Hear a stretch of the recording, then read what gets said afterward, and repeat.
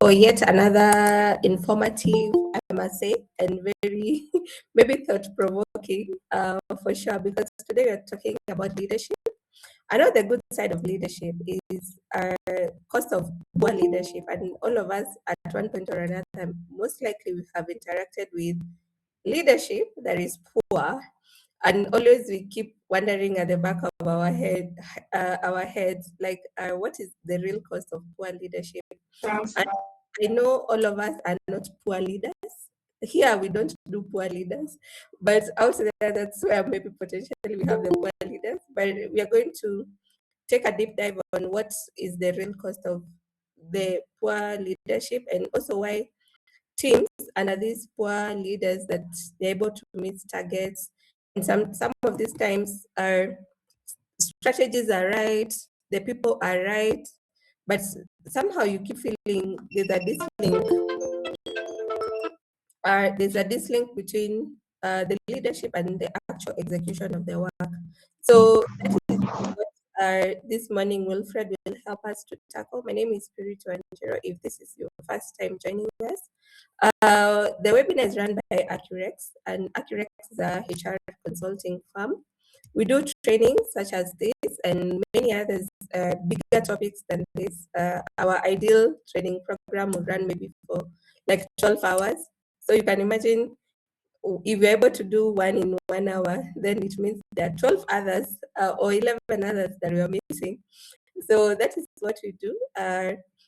Among other topics around leadership, customer service, management, supervisory skills, customer experience, customer excellence. So those are some of the topics that we're able to bring to you and your organizations. So I'm happy to pick the conversation even after our webinar. After it is done, we can still talk more about our company and what we're able to do. Recruitment, we're also big on recruitment. So if you're also trying to look for a job or get a job, you might as well talk to us and we can plug you in one of the many jobs that we have. You can visit our website and see the jobs that we have. We have HR technology under the flagship of People HRIS. That is also, we're able to digitize the HR department into a HR system or a digital system. So that, and among others, that's what Accurex is all about. Wilfred, I'm waiting to see you so that I know my opening remarks they should be cut. So yes, there you are. That's my cue to stop talking. But that is Wilfred is no stranger to our audience for sure. We love the topics he brings. We love the methodology. So we're also looking forward to you engaging us more this morning and afternoon. We'll be running a feedback form at the very tail end of the webinar. So be keen to give us feedback, whatever it is, good or bad. We are keen to just know what our audience is keen, or even on the topics that you're interested in. I believe we have one hot one on the pipeline. I think, Wilfred, we were talking about it a few weeks ago. So that, and among others, I'm keen just to see how we can position ourselves as also as the market leaders in training. So with that remarks, karibu sana Wilfred. Let's see how this goes. Hopefully we have a quorum that we'll be able to indulge, right? Definitely. Okay, thank you, Purity. As you have rightly put it, this is a conversation that is well timely, and I hope that we have, or rather, we are able to learn as we move, because as I always say, we learn every day until we stop learning, or until you go to Sayuni. Mambo ni matatu. But in this case, mambo ni mawili in our case. So you either learn or learn, right? So welcome all. Glad to see familiar faces.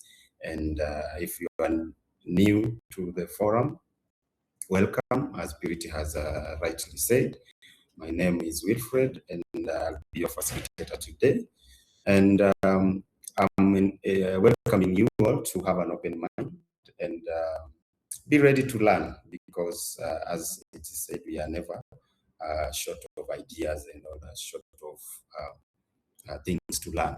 So probably first, as I share my screen, if I could get a thumbs up for people who are able to see me and are able to hear me. And of course, if you're able to see my screen, that would be great also.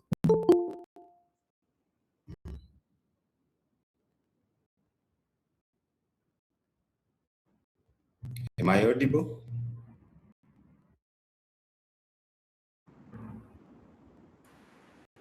Wilfred, you're at the very tail end of your webinar. Okay. Let me see that. Maybe it's time that we stopped everything and And take a break. yeah, so that we can start off. We can, go home, because as you rightly put it in the beginning, we don't have poor leaders here, right? But it's just to learning methodologies that help us to enhance our leadership skills. There we go. Okay. Let me try that one more time.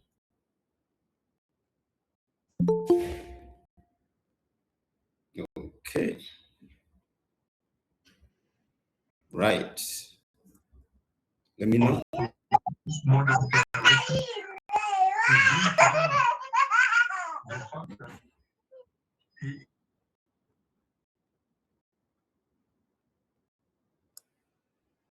Technological issues. Yeah. Wilfred, you're actually able to see your presentation.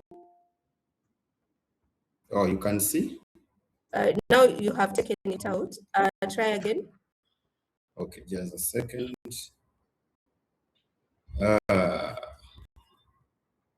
Today is that day. Okay. Let me try one more again.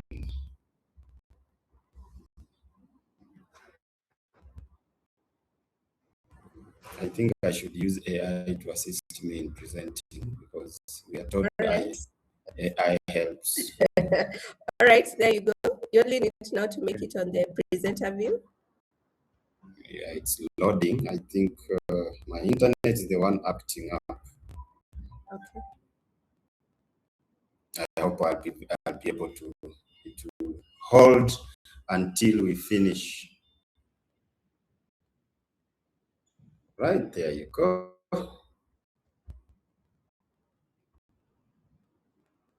Everyone can see? Yes, perfect.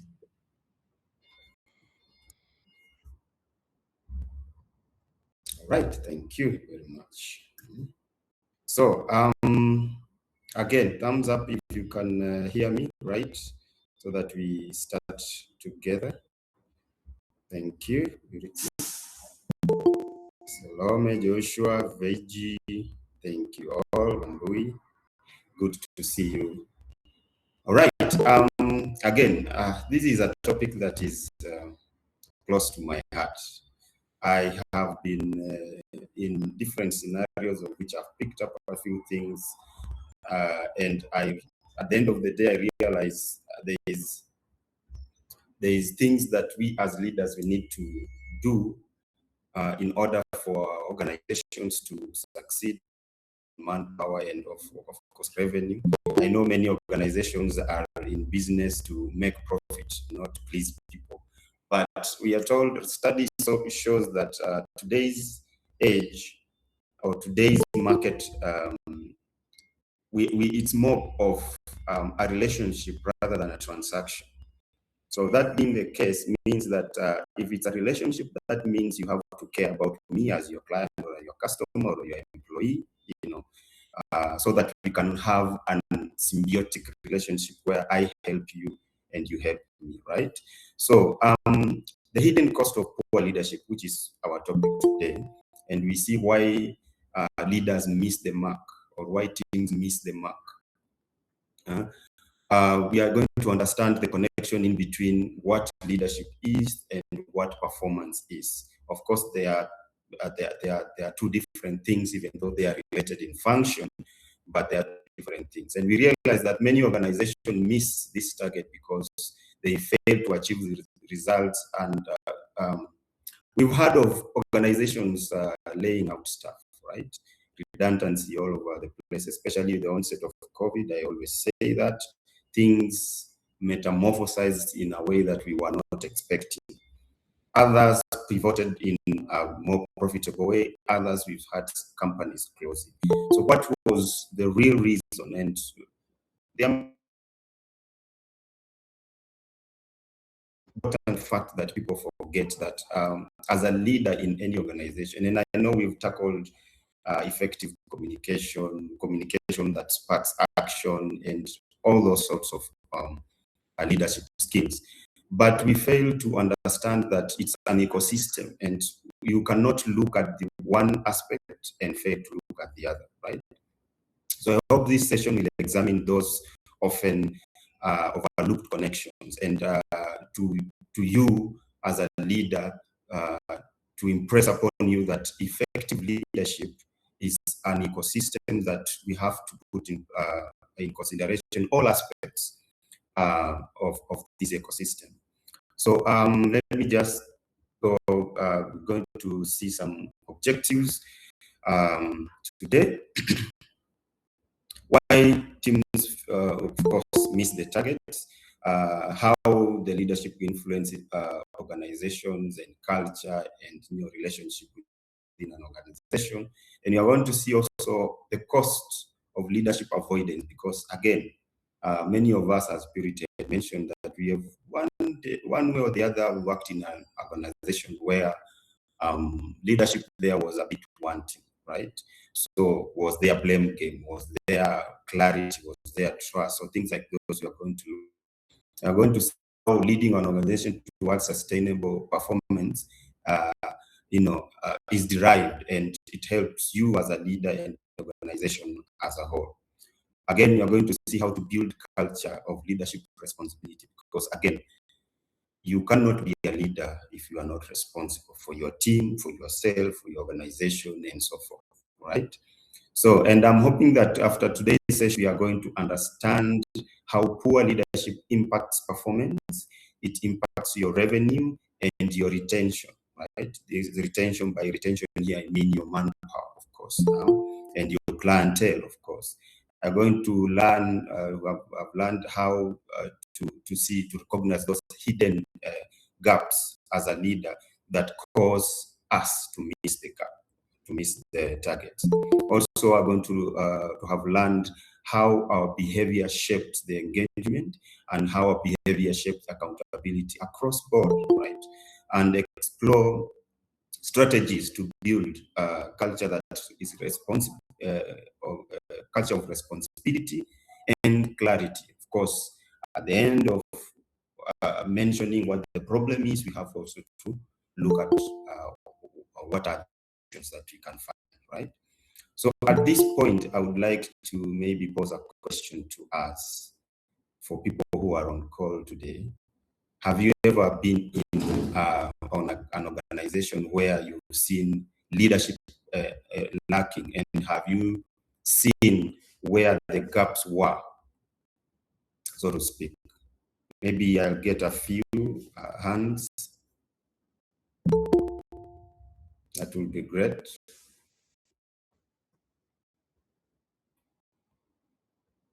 As I mentioned, I would like the sessions to be very interactive. Kipron, hi. And Patrick, good morning. Anajificha tena. Patrick, how are you? Good morning.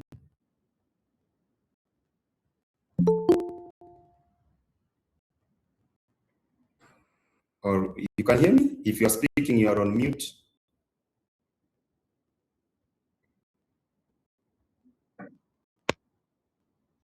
Yeah. Rebecca says there's communication gaps. And for people who have patronized as at accuracy of clock, we have gone through these issues. And it all leads, if we have been paying attention, we've talked about communication, we've talked about active listening, we've talked about empathy, we've talked about things that we need to do as leaders in our own organization so that it can spark action across board. This means, or rather this involves all the organization staff, right? So moving on, let's jump right into it. So why do we, or why does teams or leaders miss the target? Kamau's, they said, mentioned their communication gaps. That's one way. Any other person can jump in, can interject?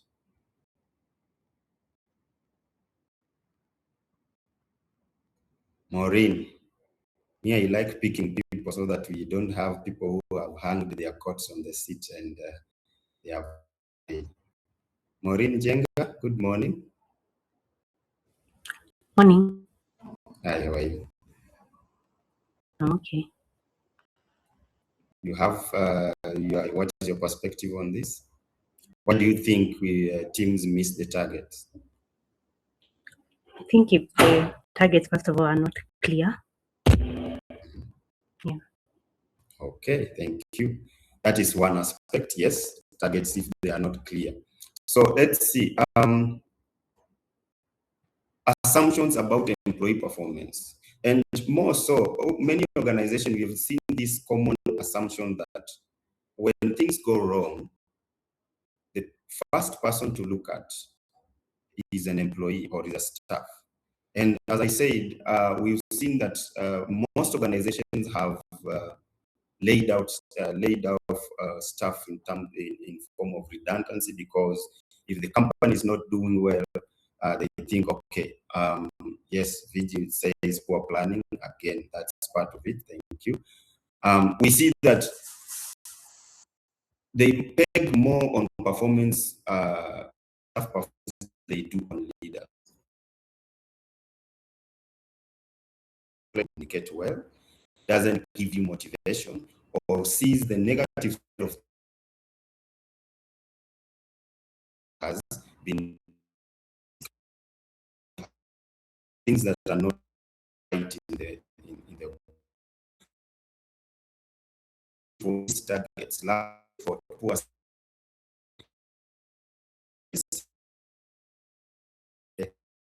especially on skills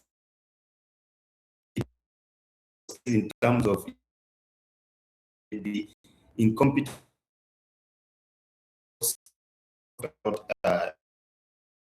and those are very, if you are aspiring or if you are a leader, right?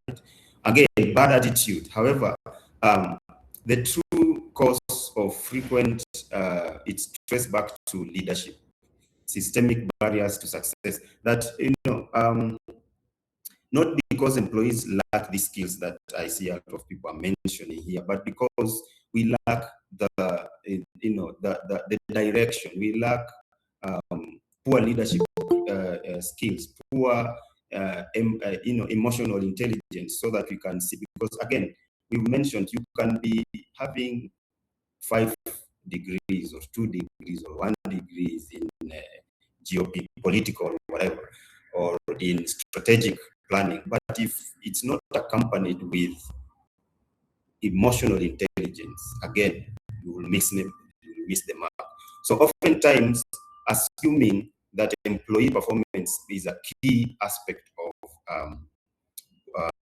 why we miss the mark, that is way off. Again, we are a wrong leadership direction that negatively influence results. We've mentioned there about planning, mentioned there about goals, if things like those, right? Those are some of the things that help, or rather plays part in poor leadership, and not recognizing systemic leadership gaps. I know Kamau mentioned their gaps, those goals. The goals are not aligned. I was in an organization where when I joined in, I was told to make my own JD. So I wondered, it was the first thing that came to mind. Why would I be told as a new staff for that matter, You are told now you make a JD.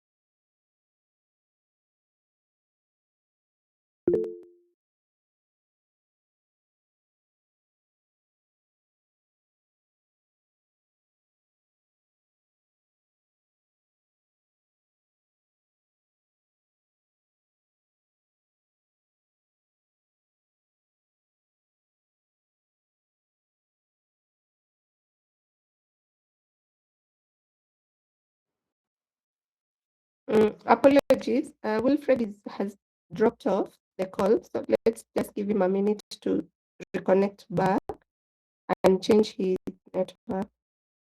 It will only take a minute.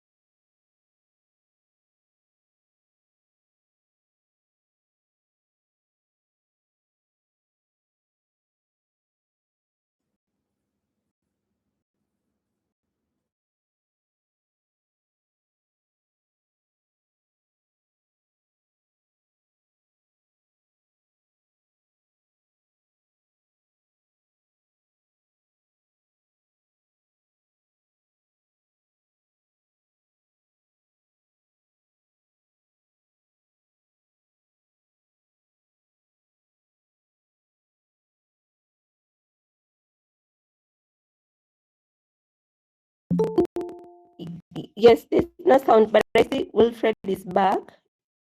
Wilfred, are you able to hear me? Yes, I'm back. Thank you. Again, I'm hoping today it will not be that day where everything goes south.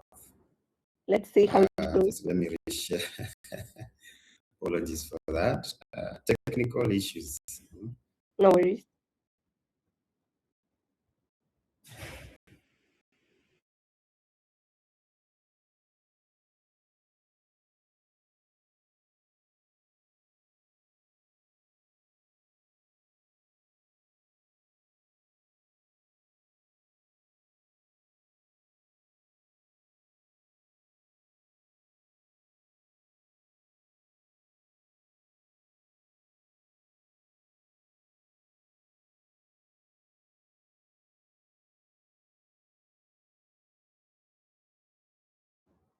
Expect the unexpected. This is the unexpected. This has never happened before, but anyway, there's always first time for everything, right? Sure. But don't worry. When they say good things are the ones that are fought. If you are good people, they fight you a lot.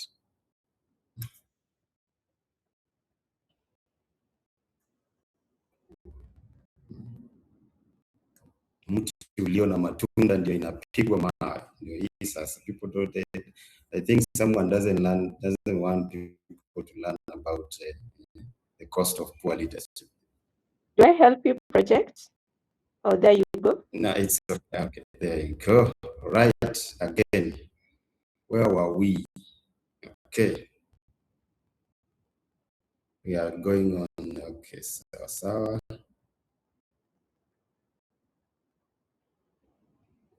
Okay, we were speaking about missing targets, right? Can still see my screen? Yes, we can. All right, thank you. Okay, we were here. Okay, unclear direction. I know many had mentioned about this. Sorry about that. We'll move on. We will not be deterred either way. All right. Unclear direction. When leaders fail to define priorities, communicate the why, employees scatter their energy on low-value tasks. Again, I was just, before I went over, I was just speaking of, I was told being to write my own JD. And if you can see this fourth line here, employee energy on low-value tasks. Now you can imagine if I'm being told to do something, will I put something that is hard on my JD? No, right? Because I like soft life. What I mean, still slave queens, dependent soft life, as much as I work hard. But I would not go for those hard things to do if I'm assigning myself, right? So if the direction is unclear, of course, as they say, if you don't know where you are going, any road or any direction will get you there, right? And this is not what we want as leaders, because now it means that me as a leader, I'm not being clear enough. I'm not being strategic enough. And this, at the end of the day, it costs me more than revenue in the company. People, and there are people who come into an organization with a focus to do good, right?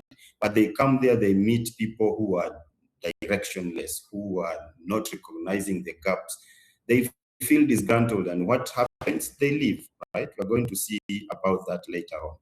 So team, they miss the target not because employee they lack skills on effort, because of poor leadership. And this poor leadership is the one that creates those systemic barriers that undermine performance.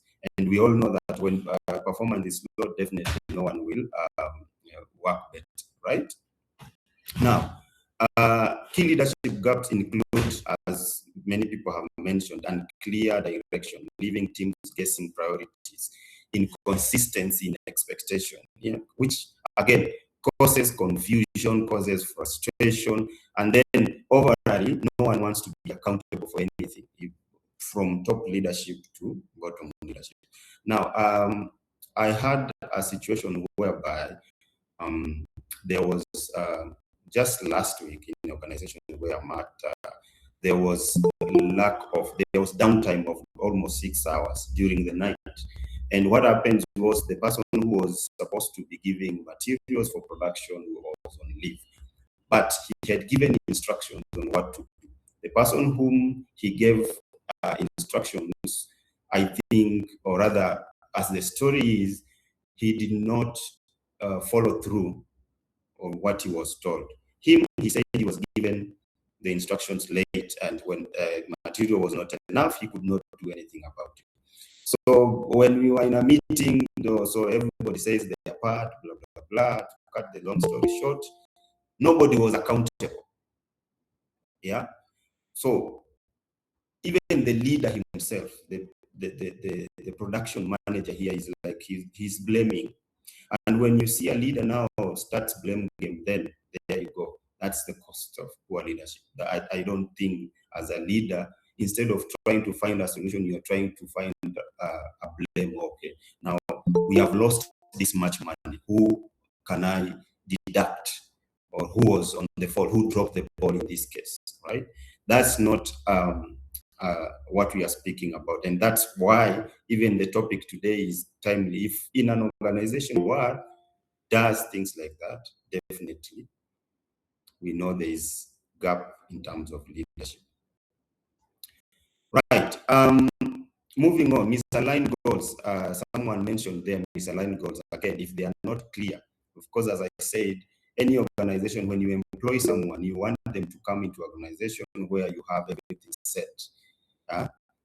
Some say when performance isn't tracked and milestones are not tracked. Again, that's true, because you cannot just give a task and then wait at the end of the day to have an outcome. You have to track milestone. Have we achieved, especially on project, have we achieved at milestone A? We are supposed to reach milestone A at certain time, at certain speed. Have we done so? If not, what can we do differently so that we can keep the overall goal achieved, right? Now, low engagement, and this is more pronounced in terms of low cadre staff. They do not engage. And I was speaking to someone just, I think last month we had a discussion on why people, there's something we call quiet quitting, and it's so much so in organization these days. Quiet quitting means now I am just coming to work because I need to pay my bills. If that was not the case, I will not come. So I'll come, do the bare minimum, go home. There is low engagement. If there is low engagement, that means the leaders in the organization are also not open enough so that the staff could come to you as a person to give you either opinions, to give you their thinking, the, suggestions and things like that. So we find that poor leadership erodes trust and recognizes, pushing employees into fight or flight. And when an employee is in fight mode, he is very defensive, because as I've just given you the story here, that no one wants to be accountable. So when you start saying who dropped the ball, there's something I always say in Swahili, kufagia kwako. Someone will just sweep for their own area, right? Nitafagia kwangu, I don't know where the dirt will go, right? So if it's not, I'll say it's not me. So I'll not take the blame. And insurance people, who, if you have an insurance person here, they do that a lot, because they say never accept liability. If you got into an accident, even if you are the one on fault, at that point you should never say, okay, it is me. Yeah. So, and flight mode means that this person will be withdrawn. They will not. Yeah. They will just, again, do bare minimum instead of engaging you on if there is something up, to try to find a solution. Okay. Now, let's see how leadership influence on organization culture. One, it molds organization culture by modeling values and communication styles and decision-making norms through influencing clarity, trust, and recognition. By this, I mean behavior and culture. I know for some time last, we dealt with culture. And we know that culture is way of doing things as an organization. Every organization have their own culture. And we find some, they have very, very, again, poor culture. And we realize that leadership behavior, again, shapes this culture. And it's the single most powerful lever for shaping. If we need to have a team that is engaged, if we need to have an effective organizational culture, we need to shape behavior. And more so, starting at the top. Leadership behavior. If leaders are open to suggestion, they are open to critique, they are open to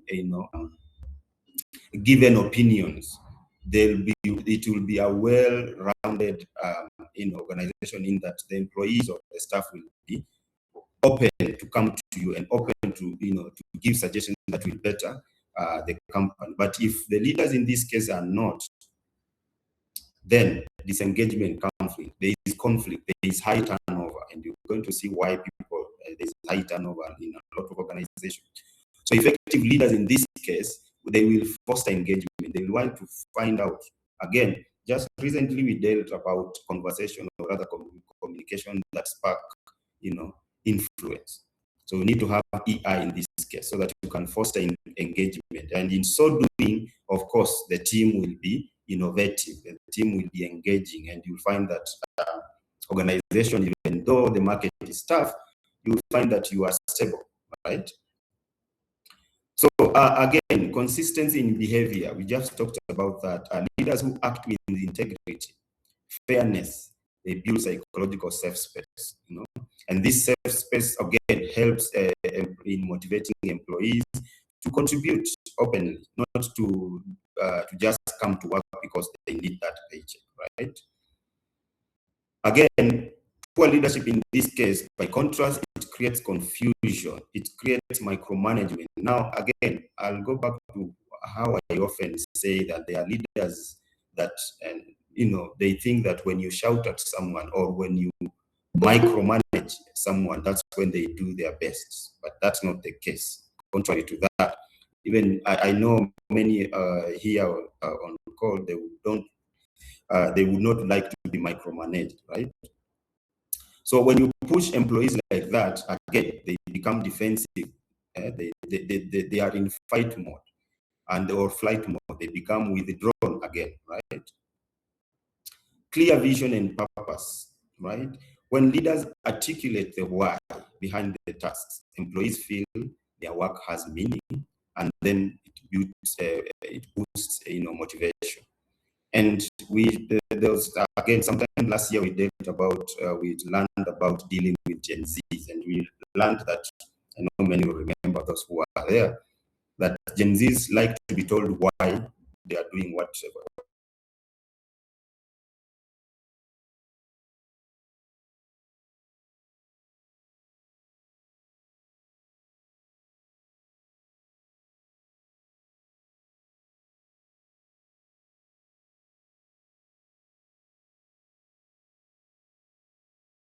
Ask why. Am I still audible?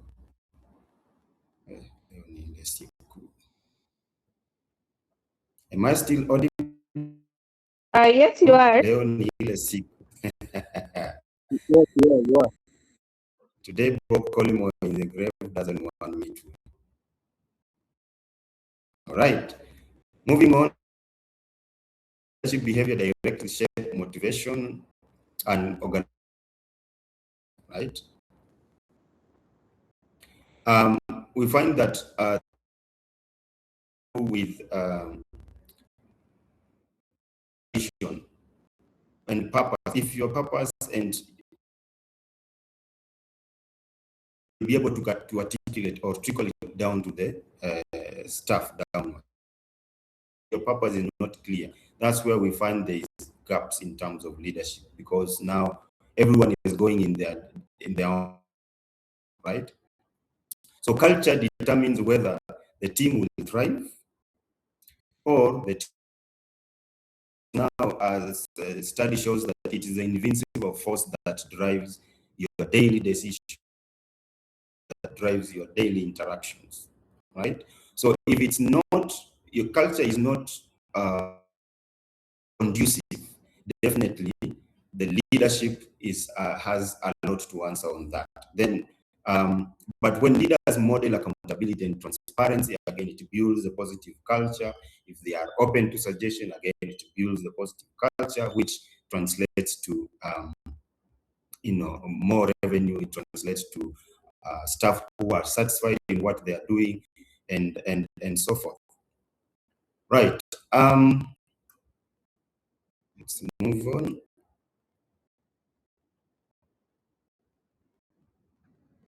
All right. Credible leadership.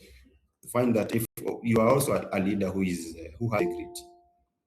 By credible, I mean you say something that is worthy. You do things that are have integrity, and you are transparent, and you have values.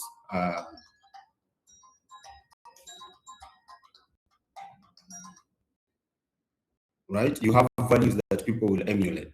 Okay. So in so doing, this will shape organization culture by embedding values of integrity, transparency, and accountability, while, of course, poor credibility erodes trust, disengages employees, and fosters toxic environment. And we've all, if you have not been able to go through maybe a toxic environment, maybe you know someone who has, and it's not a good place to be in, right? All right, so what is the cost of avoidance and blame culture, right? And as I said in the beginning, we see a lot of people blaming each other. When you start blaming, that means there is no accountability, right? And accountability means that you are overall, you own the outcome. Whether it's you doing or not, you own the outcome. So blame culture is not just a soft issue. It's a hard cost driver for, for weak organizational productivity. It erodes trust, it suppresses innovation, and it increases turnover, right? So we see that it shifts focus away from learning and improving, right? It magnifies cost of poor leadership. If there is a lot of blame game around, then definitely when someone comes in an organization, they will definitely know here leadership is wanting, right? Again, poor communication again is one of costs of it costs leaders, or it costs organization revenue in terms of you are not communicating well. So that means the tasks, or if the projects that you are giving your team, they'll not push through. They will fail to clarify expectation. Again, there will be a lot of blame game going around, who did what, who did not do what. At the end of the day, you have a missed target. And you as a leader, I would think that you will be finding a solution so that you create a scenario whereby this will be a learning curve, right? So there is a famous Swahili saying that makosa ishafanyika, right? I know many have heard. So sasa kama makosa ishafanyika, what's next, right? What do we do next? That is the point that we should be focusing on. When you find a solution, again, you can have that as a learning curve where now you come and say, we did this and it went wrong. Where did we go wrong? It was because of ABC. Probably people did not follow the feedback, where people did not hear the direction they were being told. Maybe the communication was not clear in this case. So that's why we have an outcome that is not favorable. What do we do next? Lack of accountability at the top. Again, we have talked about this. Accountability becomes very pronounced in this case. When leaders deflect responsibility, instead of ownership, as I mentioned, accountability means owning the outcome, whether it's you who did whatever it is or not. We've had our politicians say, "Oh, I inherited this, I inherited that. It was not me." But at that particular time, you are the one in office. At that particular time, you are the one in leadership, right? You are leading a team, even though you are not the one when Project X started. You came in midway, but now this Project X, you have led it to the end. Now we do not have favorable results. What's the next course of action? That's what, as a leader, you should be thinking about, instead of saying, "Oh, it was not me. It was not me. I was not there." Things like those, right? Okay. High turnover in this case, employee leave, toxic environments, but often cite money as the reason, since culture is harder to measure now. Recruitment and onboarding costs arise for again, draining the resources on the organization. And I will dive deep this one a bit more into it. We look at why employees leave and if at all money is the factor. But we see that in where there is poor leadership, there is high turnover. I have a friend who works in an organization where the leader says, "You are here to to work, but if you do not want to work, you can as well go, because if I go to the gate outside there and even wave my hand, a lot of people will come." And if as a leader you think in that direction, that means that you are not really thinking of the cost of your leadership, right? It means that you are not aware of the repercussions. It may not be immediate, right? Because this person you're letting go just because of maybe one or two things, you are letting go of that person, but you are letting in somebody else who will need, one, be trained, who will need to maybe some time to adjust. But now you don't take into account the cost of that adjustment, the cost of what the repercussions as to the business will be, right? Then we have reduced performance. Overall, when there is a blame culture, when there is leaders who do not, who are not accountable, there is reduced performance. I talked about quiet quitting. A person will not spend energy protecting, they will only spend energy protecting themselves. So I'll do bare minimum. I will not solve an issue that is not directly related to me, even though it is either in my team or in my department.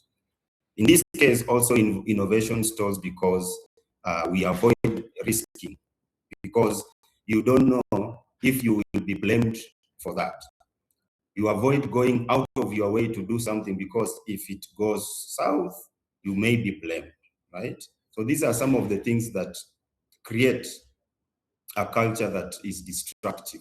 And this whole cycle now weakens the organization's accountability because now in this case, leaders are avoiding responsibility. They are shifting blames throughout, right? And then making the employees to become defensive, or they become, again. All right.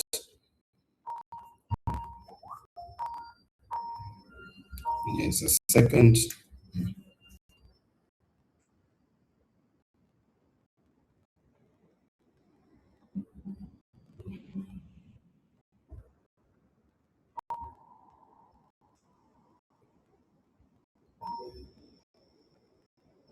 Okay.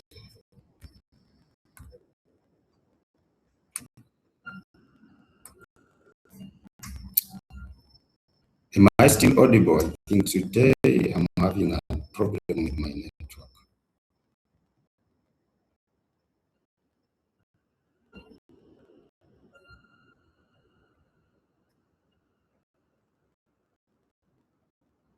All right, all right, all right. Moving on.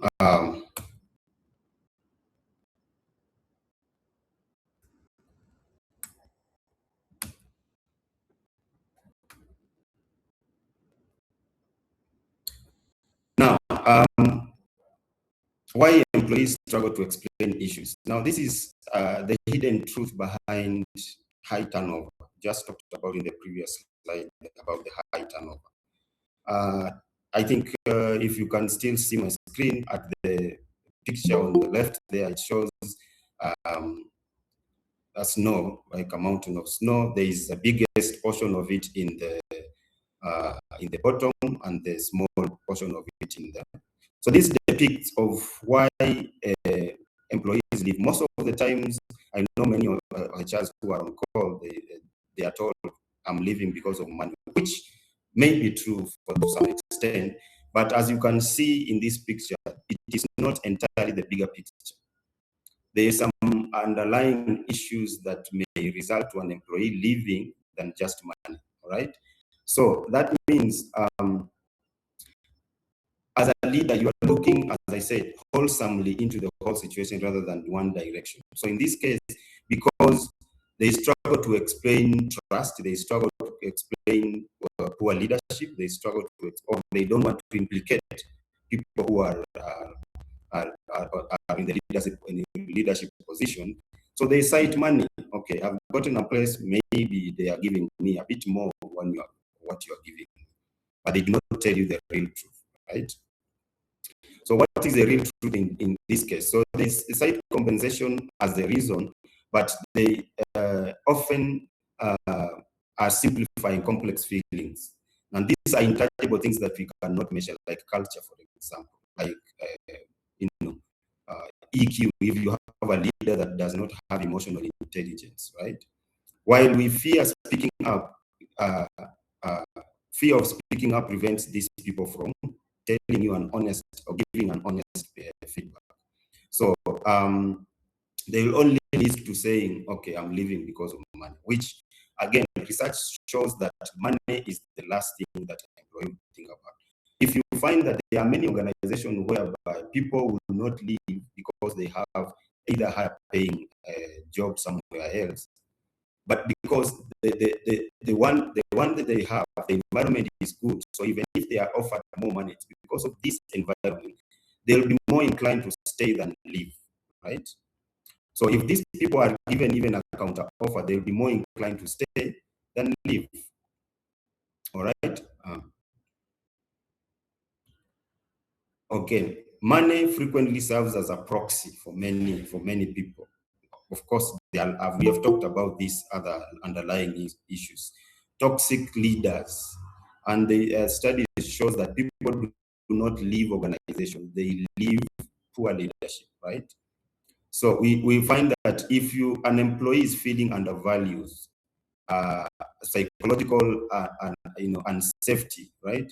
We find that understanding this iceberg that I've just shown the picture here of this iceberg, it shows the effect, right? The small thing is because money is, you can say maybe money, I need 10,000. You can measure money, right? Or you can count money. If you have a salary of 50,000, for example, and maybe the other organization is offering you 55,000. So you can say, I'm leaving because of this 5,000. This 5,000 will be able to help me maybe do ABCD, right? But you are forgetting that now this person cannot explain. Maybe they have a toxic leader in the team. How would you explain, trust? How would you explain that this, mismanagement? How do you explain, these gaps that are lack of clear goals? These gaps in maybe their job descriptions, right? Those are some of the things that are less pronounced, but people now often just lay back and say, okay, it's the money issue that is causing me to leave then. So now let's see how to build a culture of responsibility.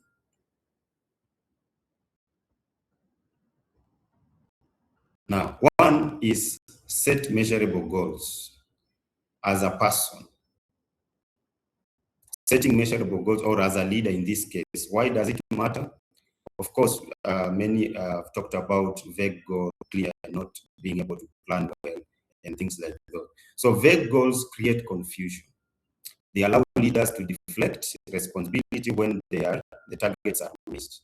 Now, in this case, what is the action? So as a leader, you'll be able to define clear and measurable objectives. We talk about SMART goals all the time, and we know that. So this directly affects the organizational outcome. If you have a clear action, you will have a clear direction, and then you have a favorable outcome. What is an impact in this case? The employees will know exactly what success looks like because you have explained the why, you have explained how it looks like, right? So they know. It reduces ambiguity, it reduces excuses, it reduces, not being accountable. So if you are a leader, you will know that you will be held accountable for any results that you have. Again, I say accountability is owning the outcome, whether you are the one in the front line or not, right? So that's one way. The second way is supporting teams with clarity and guidance. Does this matter? Because every employee needs guidance. As I said, we don't know everything every time. So at some point, I may need guidance to operate. Now, in this case, you are avoiding employees becoming in these modes, or either flight or fight mode. Because now if they are in fight mode, they are very defensive. If they come in flight mode, they are very disengaged. They have low morale. So in this case, you want to build a culture, or you want to build an organization whereby staff feel engaged. They are involved in the responsibility or in the day-to-day transactions or actions of the organization. So the action in this case is provide consistent communication, provide resources, provide a way to get feedback so that this feedback will help you to plan the next course of action or the next step in this case. So you are not just explaining what needs to be done, but you are explaining why that matters, right? Why does it matter? Because you find that when you are a person who knows why you are doing stuff. It motivates you naturally, right? It motivates you to do. But if you're just doing it for the sake of doing it, then you are easily demoralized. What is the impact in this case? The team will feel supported, the team will stay motivated, the team will feel empowered, and then at the outcome, you as an organization or as a leader, you'll have a team who can be able to solve problems instead of deflecting into these two states or two states of flight or fight mode, right? And then it will build, it will build resilience. It will build, the culture of accountability and responsibility in that case. That is two. Then the other one, the last one, is saying accountability begins at the top. We are dealing with the cost of poor leadership. And if we're looking at even the organization, or rather the country that we are in, poor leadership, we've talked about a lot of poor leadership because, especially just recently, we had rain that, of course, there was massive floods, and then it went. We had that right now the death toll has reached even 70, I mean. Why? Because a lot of people are equating that to poor leadership. Why? There's an podcast I was listening to, and it was saying, starting, let's just put it, maybe the last 5 years, we've had rains every year, and every year the story is the same, right? So if you are a leader in this case, if you know that, say for example, where there are floods, and you know there are things that need to be done there, right? As a leader, what is the next course of action in this case? You are able to, you are accountable to that. So you will not need to wait for next year so that you can say, okay, I do not have resources. Start mobilizing resources beforehand, before the rains come, before you start making losses. Start putting in strategies so that it can help you. When that time comes, now you will be ready, right? So ensure accountability begins at the top, so that that person at the top is accountable. Again, I repeat what I say. Being accountable means you are owning the outcome. So now that we have floods in the area, are we owning as a leader, are you owning? In this case, we found that our governor in Nairobi did not own, he was not accountable, he did not own the outcome. So again, to go back to the Kakuno saying, oh, this problem has run for 100 years, it cannot stop in the next 2, 3, but you've been there for some time. What steps have you made, right? Now, why does this matter? Culture is shaped by what leaders model. Of course, as an organization, or you'll be able to, you have a culture. And as an employee, in this case, when I come into that organization, I'll metamorphosize into that culture, right? Especially if I'm not in a position of influence, but we dealt about influencing even if you are not in a position to, but there's so much you can do, right? When if leaders avoid responsibility, the blame culture creeps in, they spread across the organization. Again, this is going to affect the lower cadre staff. Now, in this case, what is the action? We must, as leaders, be open to own decisions, admit mistakes, because we know that even leaders do make mistakes. Demonstrate corrective actions. Do not blame a person, but rather ask the question, or the invoking question that will find a solution. Accountability in this case should be very visible from the top, so that when the top leader is accountable to whatever outcome that we have that has come, then the lower cadre staff will follow. What is the impact in this case? Employees, they will mirror leadership behavior. And when accountability is modeled at the top, it becomes a cultural norm. That's when you find there is, I think Sinovate, one time they ran a survey on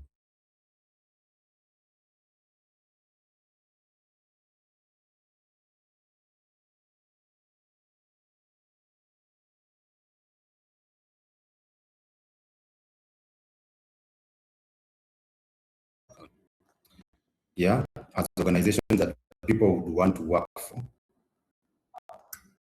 So if you have a company that people would like, or people would be inclined to work for, then again, you are doing good. But if there is a company that you have an organization that people would feel not comfortable, then you have a responsibility to do.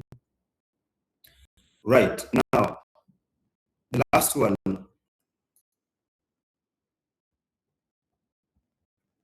leading an organization towards a sustainable performance.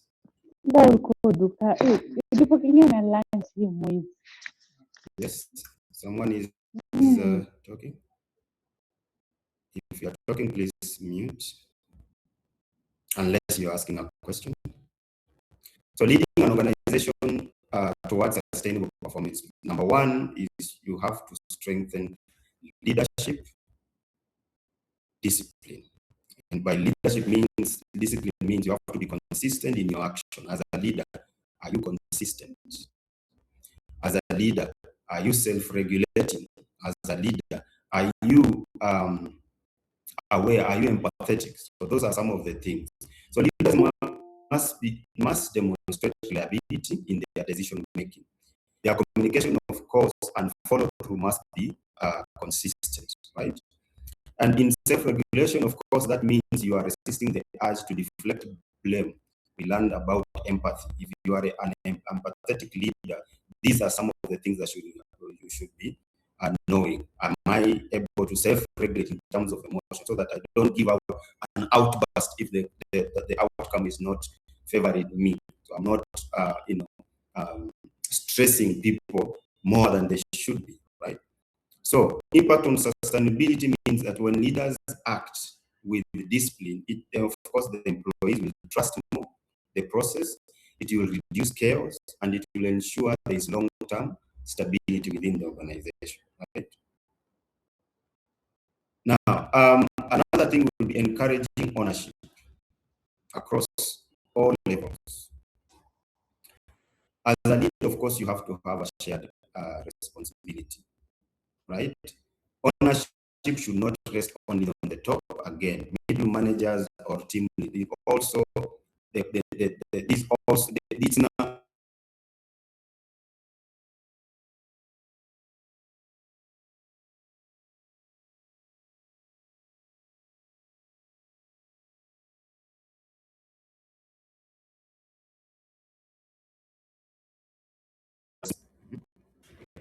all right.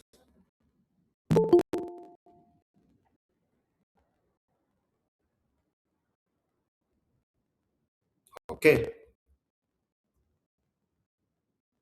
Moving on, empowerment, giving leaders at all levels authority to make decisions will foster engagement and innovations. Again, impact on sustainability will be distributed ownership, which will prevent bottleneck. It will build resilience and ensure that performance is not only dependent on one single person or one single leader. Because, as we say, in any organization, we are a team, and that team means we are working together, and that means ownership is shared, right? And also it's adaptable, so that whatever I'm doing, I'll be able to impact other people across or other people around in cross-function. Either it is in a cross-functional organization or departments, or the whole entire organization, or just the team that you're working in. Right. Number two, encouraging ownership. Talked about that.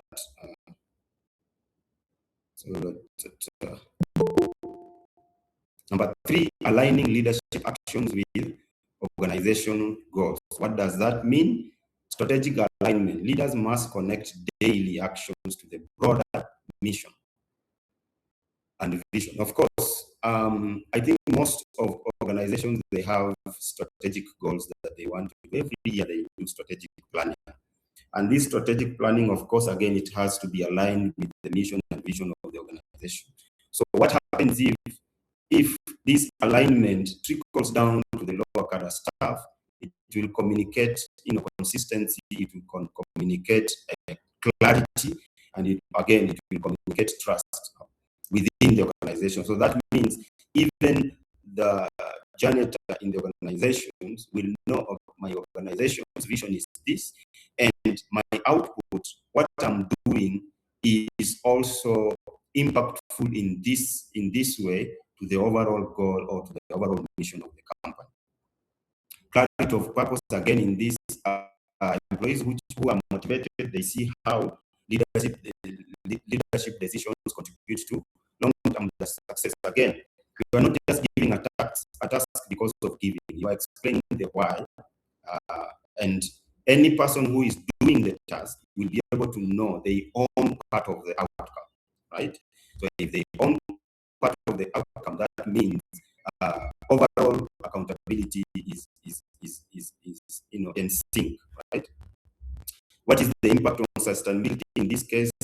Alignment ensures the resources are used effectively, goals are met consistently, and this culture reinforces performance, because now you are in a place where there is clarity, there is consistency, there is fairness, there is integrity, and all those things. So we know that misaligned leadership actions, they drain energy and resources. Drain energy and resources. Of course, aligned actions in this case will drive sustainable growth, because now everybody knows what their part is. Everybody knows that they own part of the outcome, or they are part of what is the overall goal of the company. So in this case, organizational success will rarely fail at the bottom, because when leadership fails at the top to provide direction, to provide accountability and clarity, down here, again, as you say, they will mimic whatever is happening. So if you have strong leadership up there, then of course, changes down here will be seamless, right? So let's see what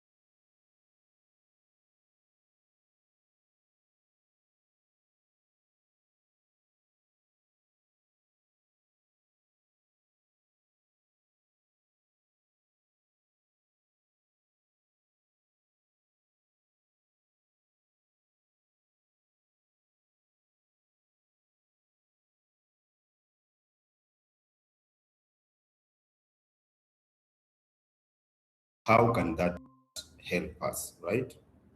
So these are your checklist. So measure the engagement regularly. So you find that as a leader in your organization, are people engaged? How are they reacting? What is their feedback in terms of what we are doing? Are we doing good or are we doing bad? Are we clear on whatever goals that we are trying to achieve? Things like those, right? Communicate purpose consistently. Connect daily tasks to the overall mission and vision of the company. Again, as I mentioned, even the janitor will know my work has purpose with the overall vision and mission. Then create a psychological safety in that people will come to you for decision. They'll be open to speak openly to give you either contribution, suggestion, or and all those things. Balance accountability with empathy. Of course, empathy is a big thing because now this means that you are also putting yourself in the other person's shoes. If you are assigning tasks, if you are giving direction, are you clear? Are you able to also receive whatever it is that you are giving? Are you able to put yourself in those shoes, right? And with that, ladies and gentlemen, I thank you. I hope this has been informative enough. And I'll leave you with this quote that poor leadership is costly, not just financially, but in lost human potential. But great leadership will transform workplace into an environment of trust and productivity. So you remember as a leader that success is rarely failing at the bottom, but at the you as a lead. So I'd welcome maybe a question or two. Thank you very much. Thank you, Kate. I see you.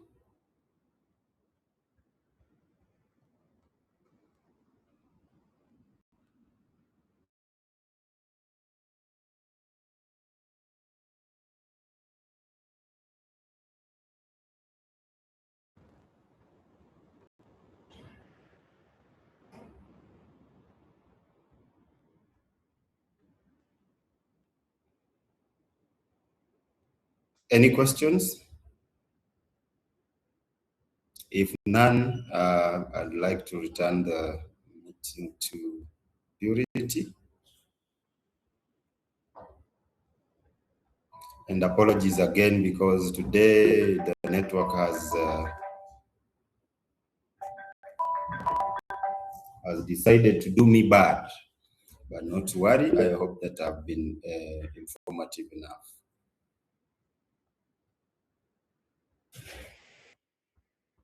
Jen?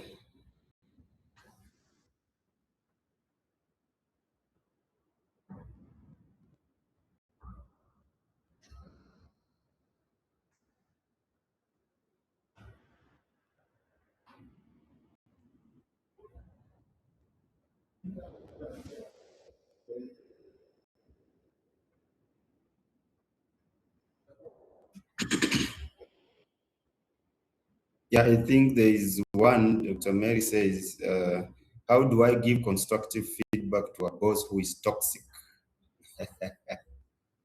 Yeah? Now, that's a tricky one. Now, it depends on how, because I find that when you know what you're doing, it gives you courage, it gives you strength, it removes anxiety from you. So I would say that a boss who is toxic, you give, not in a rude way. I would like to think that we in any organization, we don't have to be rude so that we can be hard. So you give your facts. I know many will not agree with maybe whatever you're saying because they are the bosses. But I would think as long as you are giving the facts, you tell them in a polite way that you don't, if it's a person who is shouting at you and giving, you tell them politely that I do not like the way you talk to me because this is how I like to work. If I have done something wrong, tell me in a polite way because now you are a person. If I shout, that doesn't mean that I will understand whatever you're saying because you're shouting. So just tell them that this is how I like to be treated.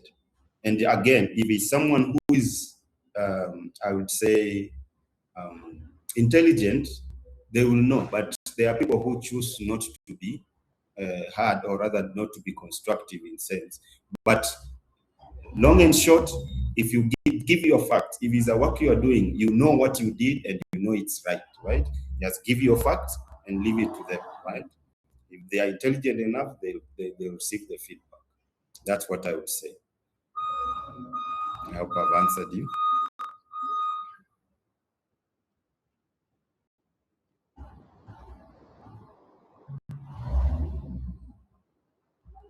Jen, back to you.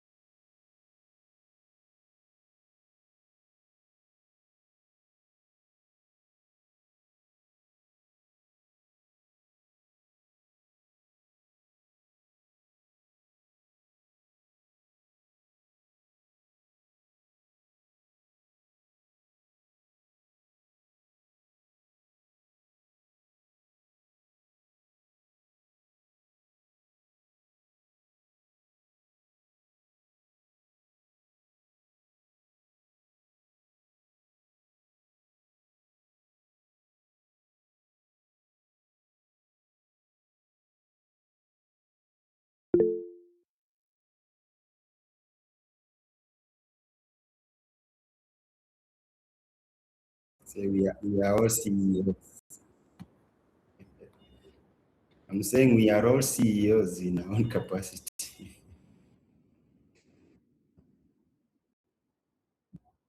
Yeah, proceed.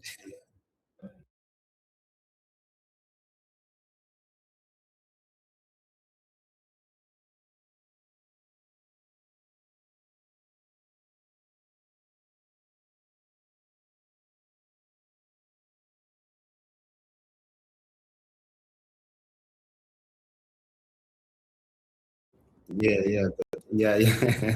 The politics, kila mtu anasema you have no moral responsibility or moral what capacity to say that I am not a good leader, because we saw some people are stripping themselves, but that's anyway.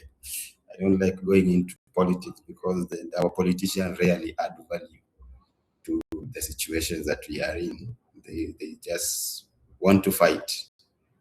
Typical situation of fagia kwako. Don't know where that will end. Yeah. But thank you all.